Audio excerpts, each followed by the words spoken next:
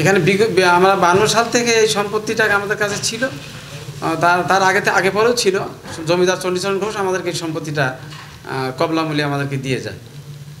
এই সম্পত্তি একাধিক বছর ধরে আমাদের করতে থাকি। এখন চণ্ডীচরণ ঘোষের যে ম্যানেজার ছিল এবং মালেক কাজী থেকে ভারতের থেকে বিনিময় করছে আনজাস্টি ভুয়া, যাদের কাছে নিয়েছে তারা হলো চৌধুরী জিতেন্দ্র রঞ্জিত কুমার, আর আমার জাতি চণ্ডীচরণ ঘোষ। এটা জমিদার, কোথায় চৌধুরী আর কোথায় ঘোষ, কত পার্থক্য।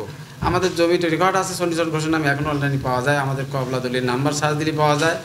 আমাদের এই সম্পত্তি যখন ওরা দেবে না বলে একটা ষড়যন্ত্র করে আমাদেরকে ওখানে তাড়িয়ে দেয়, যুক্তি করে ভেড়িবাদ করে পানি ঢুকিয়ে দেয়, আমাদের ঘর বাড়িতে সব ভেসে যায়। এবং আমরা যখন যেতে চাই না তখন আমাদের কোলের বাচ্চার ওই স্রোতে ভাসিয়ে দেয়। এরপরে যখন ওই এলাকায় গণ্যমান্য ব্যক্তি ছিল অনিল স্বর্ণকার, তাকে স্বর্ণপন্ন হয় আমার মুরব্বীরা বাপ দাদারা যারা ছিলেন এই সম্পত্তির যাদের নামে কাগজপত্র ছিল, ওনাকে বলার পর উনি খুলনা হাইকোর্টে মামলা করলে রায় পাওয়ার পরে আমাদের পূর্বপুরুষে যারা ছিলেন মুরব্বীরা তারা যখন সন্তুষ্ট হয়ে উল্লাস করতে থাকে, আনন্দ করতে থাকে, তখন উনি রায় আনতে যাবে বলার পরে প্রকাশ্য দিবালোকে তাকে গুলি করে হত্যা করা হয়।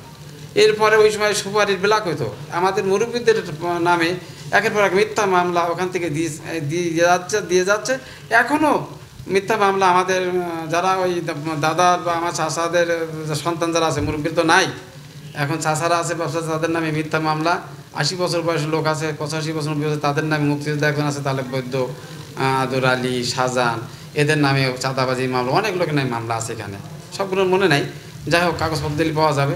এই কিছুদিন আগে, সপ্তাহখানেক আগে আমার চাচা শাহজাহানের বাড়িতে হামলা দিয়ে লুটপাট করে নিয়ে আমার চাচি এবং চাচির বেটার প্রমাণ ছাত্র ভাই বোকে তারা হাত পা ভেঙে দেয়। তারপর ছবি এবং তার প্রমাণ আছে, থানা কোর্টে গিয়ে হসপিটালে ভর্তি হয়, তার মেডিকেলের সার্টিফিকেট পর্যন্ত আছে, সব কিছু ছবি আছে। আমরা 22 সালে যখন এই সম্পত্তি 21-22 সালে যখন আমরা ভোগ করি, আগেও করতাম, আমাদেরকে মিথ্যা তাড়িয়ে দেয়। আমরা কোর্টে মামলা করতে গেলে মামলা করতে যাই ওই পর্যন্তই শেষ। এরপরে আমাদের নামে মিথ্যা চাঁদাবাজি অস্ত্র মামলা কোর্ট থেকে বেরিয়ার সাথে মামলা দিয়ে দেয়।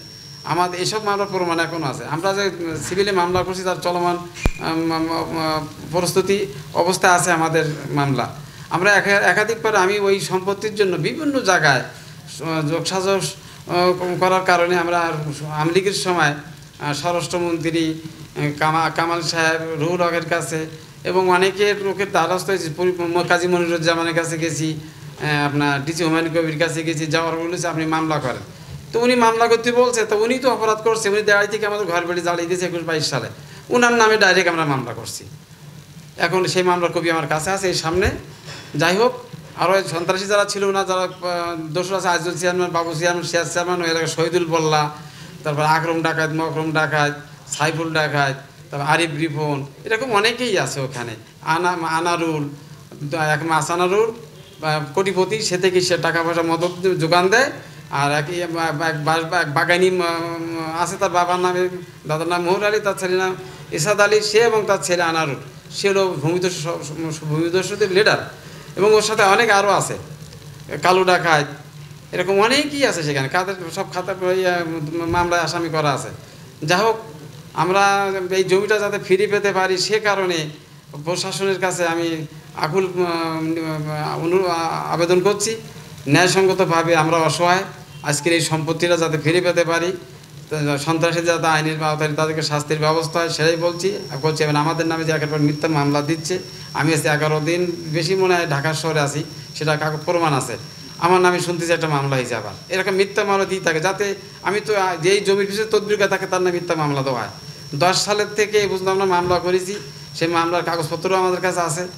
আমরা করে যেতে পারি না, গেলে আমাদেরকে মিথ্যা মামলা দেয়, হয়রানি করে। আমাকে হত্যা করার জন্য কিছুদিন আগে আমি জিডিও করেছি থানায়, আমাকে করে তারা হত্যা করার জন্য আমার ছবি তুলি বিভিন্ন গেটে ছড়িয়ে দেয়। আমি বোরকা পরি, গাড়ি ঢুকে নিয়ে আমি কোনো রকমের এক পেছন দিক দিয়ে পকেট গেটে বেরিয়ে আসি। আমাদের সাতক্ষীরা জেলা কোর্টের উত্তর সাইডে একটা ছোটো গেট আছে, সেখান থেকে আমি পালিয়ে আসি। এইভাবে আমাদের জীবন চলতেছে। আমি পথে বেড়াচ্ছি, আমাদের অনেক লোক আজকে রাঙামাটি, ইন্ডিয়া, বিভিন্ন জায়গায় ছত্রভঙ্গি আছে, এর পিছনে কখনো না। 21-22 সালে ঘর পুড়িয়ে দিয়েছে, তার প্রমাণ আছে। সে কারণে পুলিশ সুপার মনিরুজ্জামান থাকা অবস্থা ওনার হুকুম এটা হয়েছে। ইকবাল মাসুদ নামে এক ঢাকায় আছে, সে এই বাহিনীকে পরিচালনা করে। ওতে অনেক লোক আছে, আজল চেয়ারম্যান আছে, এরা বিভিন্ন জায়গায়, এই শহীদুল বল্লা, সাইফুল, আকরম টাকা 18টা-19টা মামলা আছে এখন রানি। আর এই ভারতের রয় আছে একজন রঘু খা, সে ভারতে লেখাপড়া করছে। সে সমস্ত ইন্ডিয়া থেকে অস্ত্রপাতি মদত দেয় সব কিছু, এবং এরা অস্ত্র ব্যবসা করে, ওই জায়গায় ব্যবসা করে। রাত্রিবেলা আমাদের শুধু ঘেরটা না, বিভিন্ন লোকের ঘেরে মাছ, যে মাছ মাত্র যে কলটা পাতে যে ঝুড়িটা বলে, কেউ ঘুনি বলে, কেউ দই কী বলে যেন অনেক নাম আছে আমি জানি না, এই মাছগুলো আমাদেরটা বলে আমরা ঘুনি। এই মাছ ধরার পাত্র আমরা বাদে উনি লোকের ঘেরে মাছ চুরি করে, রাত্রিকে মুখ খুলতে পারে না, যদি কেউ বাড়িকে তার বউকে পর্যন্ত ধর্ষণ করে, এরকম প্রমাণও আছে, আমার কাছে কল রেকর্ড আছে। এবং তারা যে অত্যাচার ওই চালায়, ওখানে তাদের কথা বলা জানি। এবং মাদক ব্যবসায় মামলা আসামি ধরতে গেলে আশাশুনি থানার পুলিশকে বেরিয়ে কি পিটায় থাকে ওই আসামিরা, সাইবুলের গ্রুপ, আকরাম মকরমের গ্রুপ, এই ধরনের তারা মানুষ ভাড়া বিভিন্ন জায়গায় কিলার হিসাবে টাকা পয়সার বিনিময়ে ভাড়াকৃত ভাবে তারা যায়। আচ্ছা, আমরা সংক্ষিপ্তভাবে আপনার জানতে চাই যে আসলে যারা আপনাদের জমিটি দখল করছে তাদের কাছে কি কোনো কাগজপত্র আছে? না, আমি তো জানি নাই, আমরা কখনো ডিসি দোকানে একবার বসা বসি, সে দেখাইতে পারে নাই। আর যদি তাকে বলা হয় জমির কাগজ নিয়ে আসে, তখন সে কী করে, আমাদের মামলা কপি পরে দেখাবো, আমাদের সামনে দেখায় না, বলে আমার চলে যাওয়ার পরে সেই যার সাথে টেবিলে পরে তাকে ম্যানেজ করে ফেলে দেওয়া, সেটার প্রমাণ আমার কাছে আছে। এবং আমাদেরকে কোর্টে ডিসি দোকান থেকে নেমে আসার পর আমার সুনীল স্বর্ণকারের তাকে বেদম পিটন পেটায়, পরে ডিসি হুমায়ুন কবির উপরে উড়ু ফায়ার করে ছত্রভঙ্গ করে দেয় হুমায়ুন কবির, তারপরও সে উনি বিচার করে নাই। আচ্ছা, আপনাদের যে জমি, এটার কি আপনাদের সকল কাগজপত্র আছে? হ্যাঁ, আমার দলিল ডিগ্রি সমস্ত কাগজপত্র, তাদের কি আছে, এক জায়গায় বসবাস করেন, আপনারা দেখেন। যদি আর যে আপনারা মামলা করছেন, মামলাতে আপনারা কি রায় না, ওনারা এই জমিকে ওরা একবার ওরা রিভিউ করছে জজ কোর্ট, হাইকোর্ট, সুপ্রিম কোর্টে, সেটা ওরা খারিজ হয়ে গেছে, ওদের পক্ষে যায় নাই, তার কপি আমার কাছে এই দেখেন, সুপ্রিম কোর্টের কপি এটা আছে এখন হাইকোর্টে।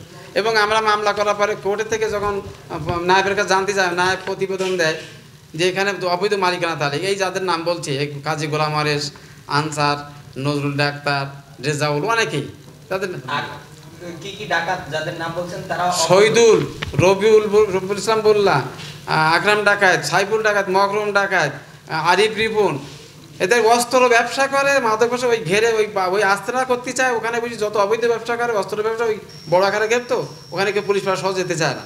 বললাম না, পুলিশ গেছে আসামি ধরতে মাদক মামলার, সেখানে তাকে পুলিশ থেকে বেদি পিটানো হয়েছে, সে মামলা এখনো চলমান, এত ভয়ঙ্কর খারাপ ছিল।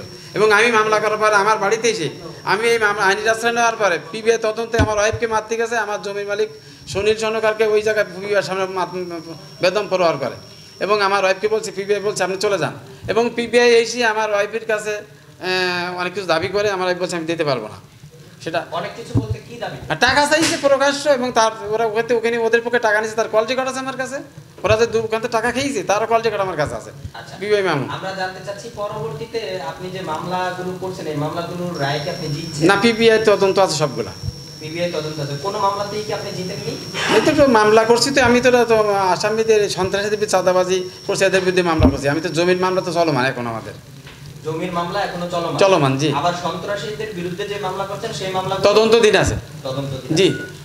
এবং সিভিলি মামলা আমি ডিসির কাছে, সেনাবাহিনীর কাছে অভিযোগ করছি, অভিযোগ করার পর সেনাবাহিনী অভিযান চালাইছে, সেখানে একটা লোক কামরুল নামে হত্যা করেছে তারা করার পর সেখানেও সে মামলায় আমাকে 20 নম্বরে আসামি করছে, আমি জানিও না অভিযান করছে, আমি দরখাস্ত দিয়েছি, সেনাবাহিনী বলছে আমরা এখন সব করবো না, থানায় করবো কিন্তু ওরা ওখান থেকে যে কোনো কায়দায় করছে, ভুল ব্যাখ্যায় তারা সেখানে অভিযান চালানো বলবো, দরখাস্ত করলাম আমরা, আমাদেরকে প্রমাণ আছে।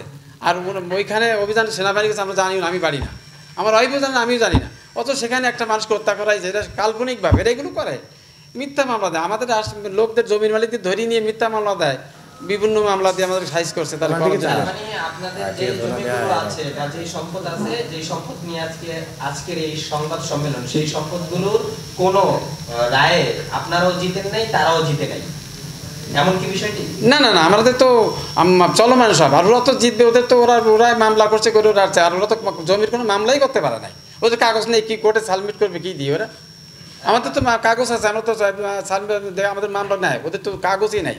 ওই বললাম না, জজ কোর্টে আসছে, হাইকোর্টে আসছে, রিভিউ করছিল, সুপ্রিম কোর্টে খারিজ করে দিয়েছে, ওরা কি নেই এখন ওরা এই যে শেষ কপি 553 পৃষ্ঠা পুরো ইতিহাস এবং বাংলা মিনিং করা রয়েছে, অ্যাডভোকেট যে লিখিতেছে তার মন্তব্য, সেটাও আমার কাছে আছে। এবং এরপরও দেখেন ওরা ওই জমিতে যখন মামলার পরে যখন বলে মামলা তুলি না, আমি জমিতে যাব না, ওরা এখন কেউ আসে না, বলে আমরা এখন যাই না, মানে ওরা জমিতে যায় না, ওরা সন্ত্রাসী ঢুকিয়ে জমিতে এখন বর্তমান দখল করে রাখছে। আর ওই ওদের ভিতরে আমাকে বিতাড়িত করার জন্য, আমাদের লোকদেরকে সাহায্য করার জন্য দুটো পক্ষ সন্ত্রাসী গ্রুপ এক হয়ে ওরা এক দল এখন ওঠে আর এক দল আর করে। এই সাইফুলের গ্রুপ মকরম ডাকাতি করে এক সময় তো ওঠে, গোলাম গাজীরা এরা মিলে একদল করে, চেয়ারম্যানের গ্রুপ একটা আছে, চেয়ারম্যানের গ্রুপ আছে সুন্দরবনতে লোক এনি, তারা যে অস্ত্র আইনি মানুষ দিকে গুলি গল্লা করছে স্যাররা, এবং প্রতিদিন এখন বর্তমান যারা আছে এমন দিন নেই যে 2-10টা হ্যান্ড গ্রেনেড ককটেল বিস্ফোরক তারা করে না, এমন দিনও নেই। এইভাবে চলতে আছে, আতঙ্ক রাখে আমাদের। আর আমাদের তো অসহায়, আমাদের তো গরিব, আমাদের টাকা নাই, যে জন্য আমাদেরকে আমরা আমরা চাইছি আমাদের পৈতৃক সম্পত্তিটা যাতে ফিরে পেতে পারি।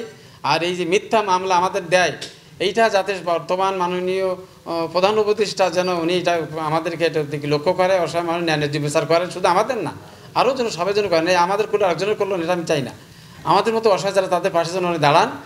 এবং প্রশাসনকে অনুরোধ করব, আমি জানি ওনাদের কোনো দোষ না, কিন্তু ওনারা ভুল ব্যাখ্যা অনেক সময় কিছু কিছু প্রশাসন আমাদের বিরুদ্ধে করে, সেটা টাকার বিনিময়ে করে, এটা অনেকেই জানে।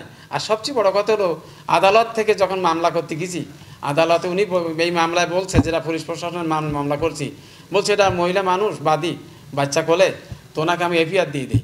অথচ আমি চলে যাওয়ার পরে উকিলকে ডেকে নিয়ে প্রথম পৃষ্ঠা ছিঁড়ি দিয়ে ভুলভাল লেখাই দিয়ে টাকার বিনিময়ে সেই মামলাটি পিবিআই তদন্ত দিল, আমি জানলাম না। অথচ আমাদের সামনে ঘোষণা দিল বিচারক যে আমি এফআইআর নির্দেশ দিলাম। এরকম কাজও হয়, আমি কখনো শুনি নাই।